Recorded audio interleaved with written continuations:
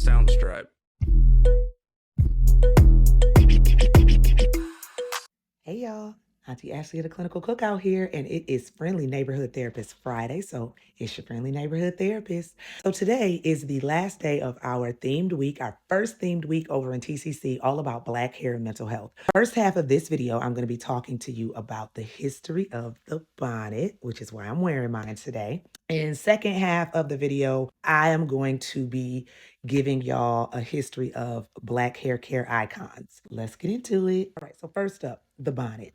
So we at the Clinical Cookout, the aunties and myself, have talked about the bonnet on one of our shows. It's still such a controversial image. Even to see me recording a video that tons of people will see in a bonnet, some Black people gonna be like, why? Why was she? Why? Because I can.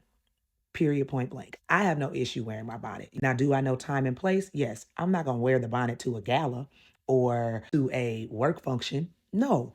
But if I'm chilling or just running to the store or walking through an airport, you might catch me in my bonnet. And you could feel how you feel about it. I'm fine with it. So, with that being said, let me spit some history for y'all. Okay, so my resource for this is a wonderful article written by Nia Stone. So I'm going to be reading from that and just giving y'all the best points of that article regarding the history of this product. So the bonnet has had a dynamic history, going from an emblem of social rank to a tool of division into a beauty ritual of today. Initially only worn by high society women at home through the 17th century, the bonnet head covering became a standard in women's fashion by the 1800s. Influenced primarily by religious ideals, the bonnet served as a simultaneous symbol of womanly subordination and grandeur.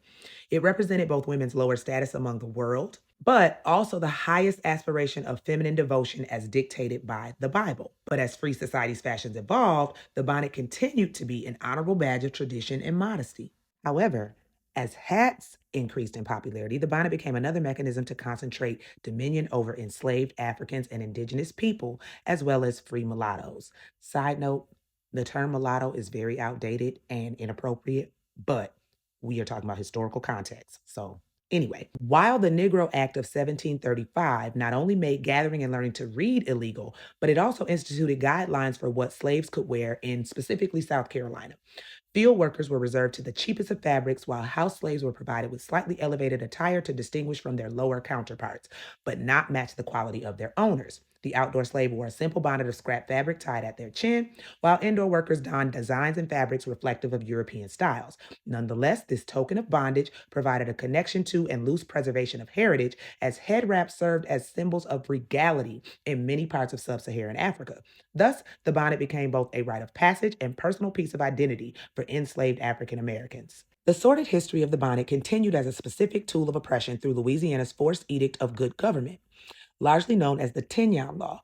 Through this regime, Governor Esteban Miro dictated Black women's hair was to be tied down in a kerchief, a move influenced by fear and a distorted sense of jealousy. As Creole women enjoyed civil liberties above their enslaved brethren, often interacting with white society shoulder to shoulder, Miro sought to disparage the intermingling of races and curb male lust. In an effort to discourage white men from colluding with mulatto women, the Tenyon Law did not allow Creole women to style their hair in a preferred or attractive fashion. I would venture to say that the white women had a big influence on this one because their husbands were probably attracted to and wanting to sleep with beautiful mixed race women.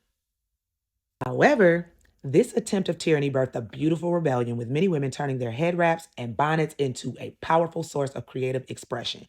Women used ornate fabrics and embellished their bonnets with feathers, jewels.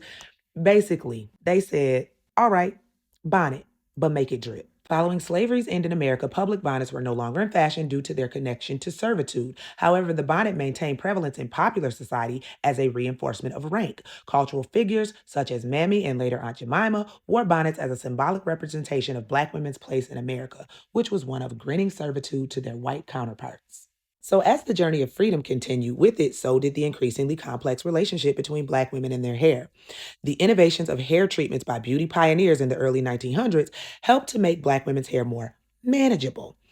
The bonnet then became a purposeful tool to sustain and protect texture. Though hats were preferable outdoors, the headpiece was still a source of magic. Bonnets and other head coverings continued to be for indoor purposes only until the Black Power movement of the 60s and 70s.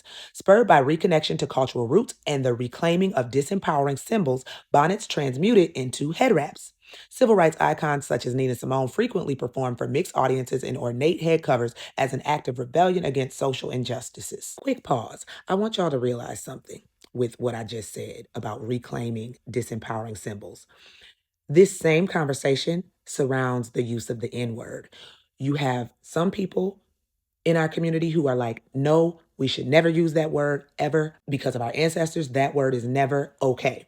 Then you have the other side who have openly said, we have to take back the power of that word. We certainly can use it. Nobody else can, but we can because we are taking back the power from that word by doing so.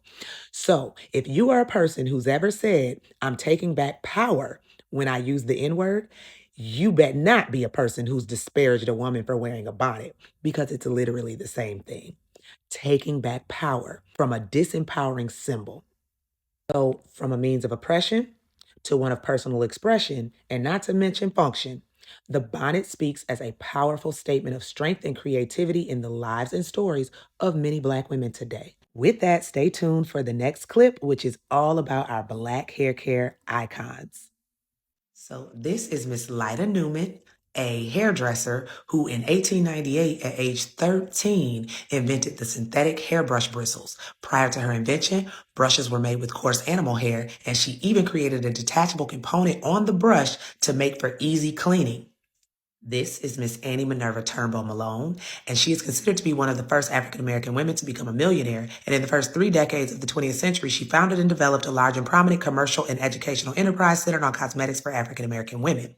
In 1918, she opened the Poro College, a cosmetology school for African American women. This is Sarah Breedlove, better known to us as Madam C.J. Walker, and she's recorded as the first female self-made millionaire in America. And although others might have had millions before her, it's not as well documented. She made her fortune by developing and marketing a line of cosmetics and hair care products for Black women through the business she founded, Madam C.J. Walker Manufacturing Company. This is Miss Novia A. Franklin, better known as Madam N.A. Franklin, and she was ranked third in the country behind Annie Malone and Madam C.J. Walker, and her cosmetics were meant to flatter rather than lighten darker skin tones. Her school was considered the largest African-American beauty school in the southern United States pre-desegregation and remains in operation as the oldest operated beauty school in Texas. Of course, this is Mr. Marcus Garvey, a Jamaican-born Black nationalist who urged his followers in the 1920s to embrace their natural hair and reclaim an African aesthetic because Black is beautiful.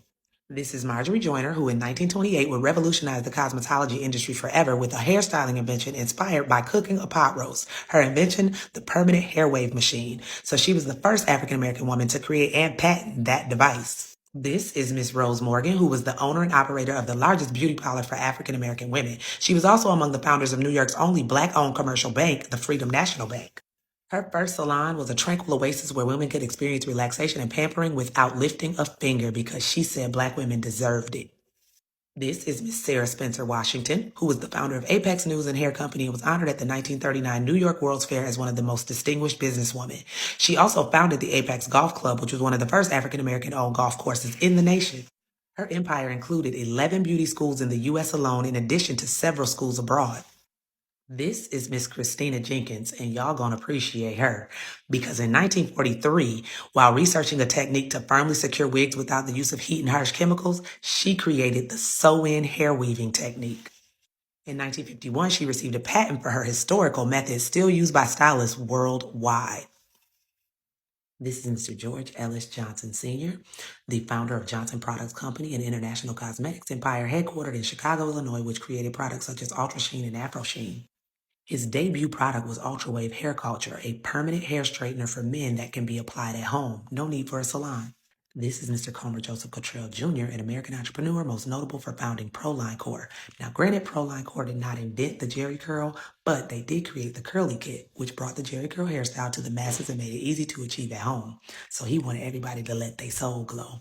This is Miss Theora Stevens, and while there's little information available about her, what we do know is that in 1980, she created and got a patent for a new and improved pressing and curling iron that revolutionized hair twirling techniques.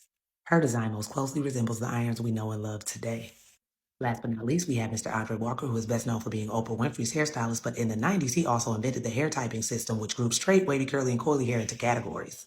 He said everyone has good hair regardless of ethnicity. So when I say I'm a 4B4C, that's his system.